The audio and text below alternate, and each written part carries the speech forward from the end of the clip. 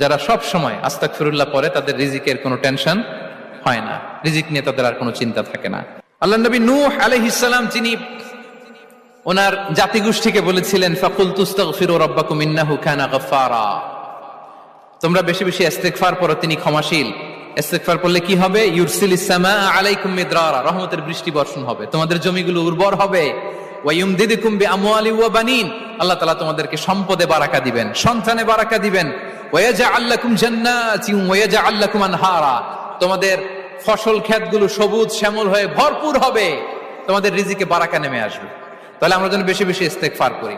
বিষ্ণু ঈসা ইসলাম বলেছেন মান লাযামাল ইস্তিগফার জাআলাল্লাহু লাকুম মিন কুল্লি দিকিন মাখরাজা ওয়া মিন কুল্লি হাম্মিন ফারাজা ওয়া ইয়ারযুকহু মিন হাইসু লা ইয়াহতাসিব, যে সব সময় ইস্তিগফার পড়ে তার কোনো টেনশন থাকে না, তার জীবনে দুশ্চিন্তা আসে না।